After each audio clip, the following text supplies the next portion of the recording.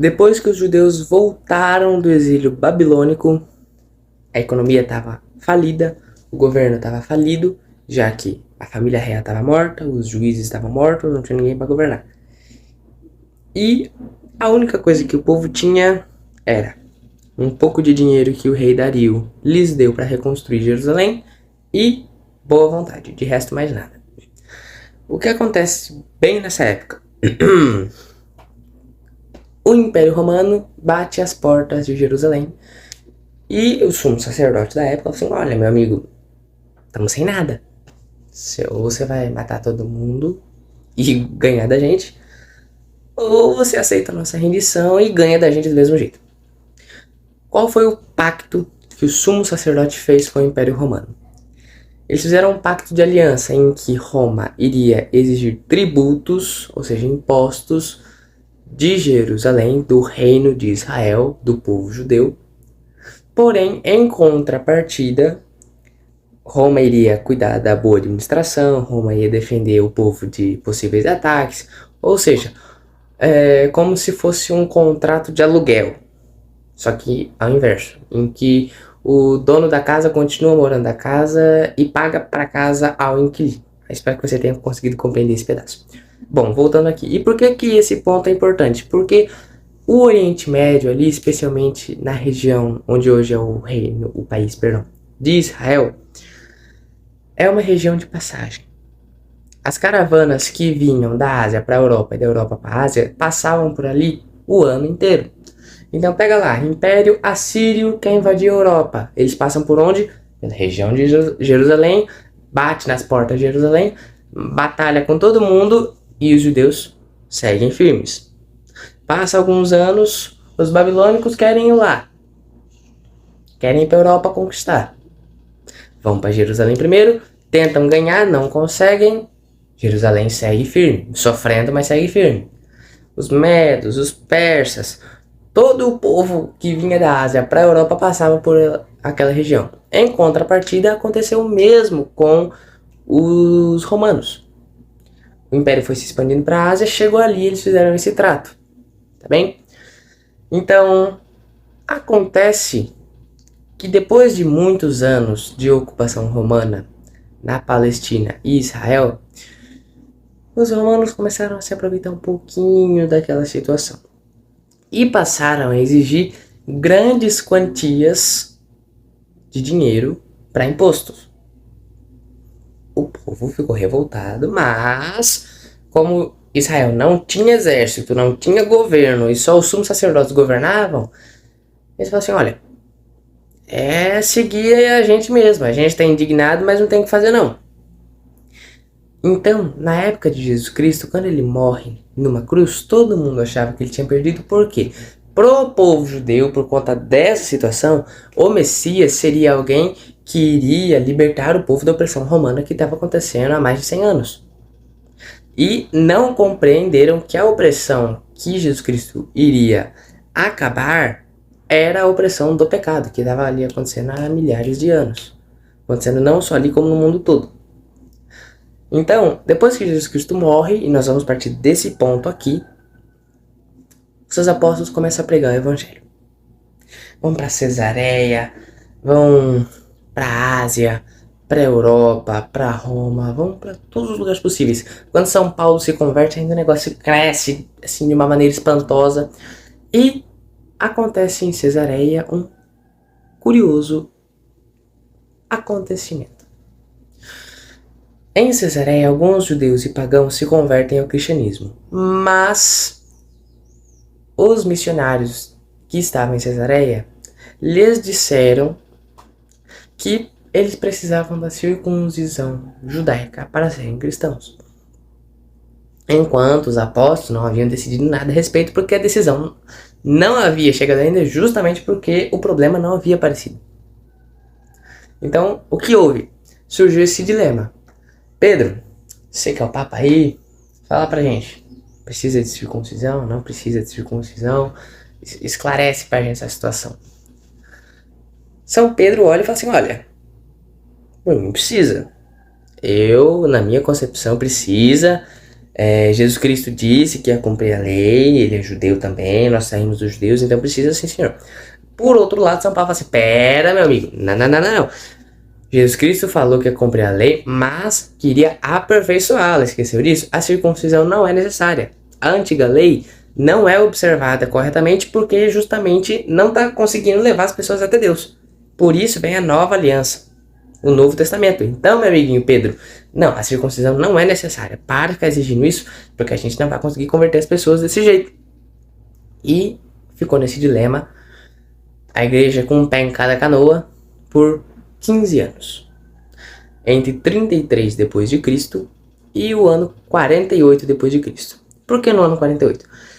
Porque no ano 48, São Pedro vai falar assim, não basta de divisão. Vamos reunir todo mundo aí, conversar, pedir o Espírito Santo e ver se a gente chega numa decisão unânime de acordo com o que Jesus Cristo ensinou. São Pedro então convoca o Concílio de Jerusalém. O que é o concílio? O concílio vem do latim concilium, significa conselho. Tá? Então é como se fosse um conselho que ele chama boa parte dos bispos do mundo todo, vamos ser francos, né? Boa parte dos bispos existentes naquela região onde o cristianismo havia chegado. Então ele chama lá os apóstolos, São Paulo, outros bispos que não sabemos o nome. Ele chama, olha galera, vamos lá, temos que decidir essa questão, o que aconteceu. Aconteceu lá em Cesareia, que esse problema começou faz 15 anos já, a gente tem que decidir. São Paulo, ele explica de uma maneira tão categórica e iluminado pelo Espírito Santo, ele consegue convencer São Pedro, eles conseguem se reconciliar, eles não haviam brigado, entendem? Eles não estavam separados, cada um com uma igreja. Eles apenas estavam divergentes em um ponto da fé. E São Paulo vai explicar ponto por ponto, prova A mais B, que a circuncisão não era necessária. Então no ano 48, o primeiro concílio, o concílio de Jerusalém, ele acontece e fica decidido que não. A circuncisão não é necessária para os cristãos. Os judeus que já haviam feito, beleza, não tem como voltar no tempo agora. Mas pro pessoal que está chegando agora e que não fez, não é necessário. Tá bem? Na mesma época tinha outro probleminha acontecendo. A perseguição do Sinédrio. O que era o Sinédrio? Lembra que eu falei que Israel não tinha governo, não tinha um governo sólido, digamos assim, não havia juízes, não havia monarquia, nada. Por quê? Porque eles estavam todos mortos. Então quem governava o povo era o Sinédrio. O que era o Sinédrio? Era o conselho em que você pegava os fariseus, o sumo sacerdote, os mestres da lei, esse pessoal. O Sinédrio, quando mandou flagelar os apóstolos, um fariseu que foi professor de São Paulo apóstolo, ele chamou todo mundo e falou assim, olha, lembra de fulano e ciclano que começaram a fazer rebelião, a gente matou eles para parar com as rebeliões, aí o grupo se desfez. Então, se você acaba com a cabeça, o corpo morre. Vocês já mataram a cabeça, que é Jesus Cristo, desse grupo novo.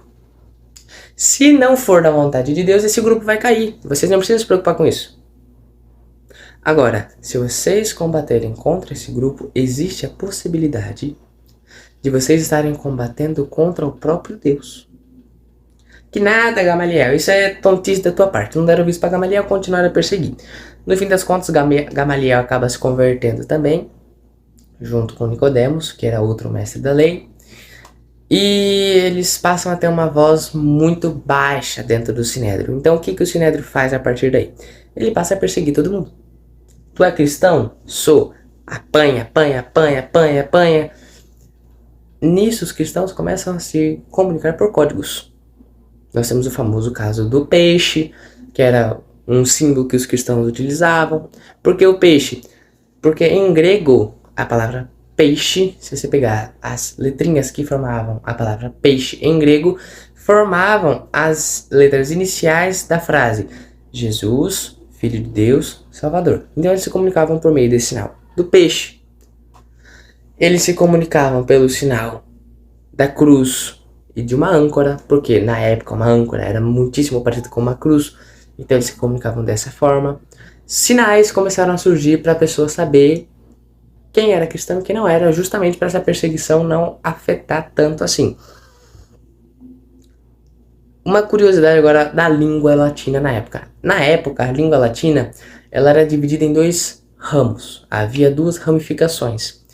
Havia o latim clássico e o vulgar, ou popular, do povo, chame como você bem preferir. Apenas chame pelo nome certo. O latim clássico, ele era falado apenas pelas classes média, alta e classe alta.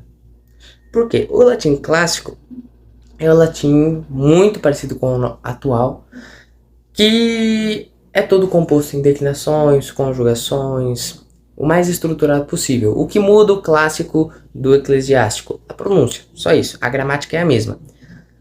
Enquanto o latim vulgar não há declinações e nem conjugações complicadas. Por quê? Como ele era falado pela classe média, baixa e baixa, não havia um ensino apropriado para essas duas classes. Então essas duas classes não tinham conhecimento total da língua latina a ponto de saber declinações, conjugações e toda a gramática latina. Então você tinha o latim alto, que era falado pelo exército, pelo senado, pelo imperador e sua família. E você tinha o latim baixo, que era falado pela classe média baixa e classe baixa. Como então que a igreja faria para conseguir se comunicar com ambas as classes? A igreja faz o que São Marcos fez. São Marcos, pela tradição da igreja, foi discípulo de São Pedro. A carta de São Pedro, as cartas, foram escritas em grego. Mas por que grego? Quando Roma conquista a Grécia, numa guerra antes da vinda de Jesus Cristo, a cultura grega se incorpora à cultura romana.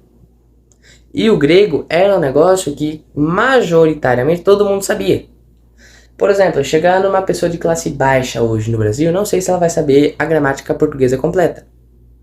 Se eu chegar hoje numa pessoa de classe alta no Brasil, também não sei se ela vai saber a língua completa. A gramática da língua portuguesa completa, perdão. Porém, ambas vão ter um conhecimento mínimo do inglês.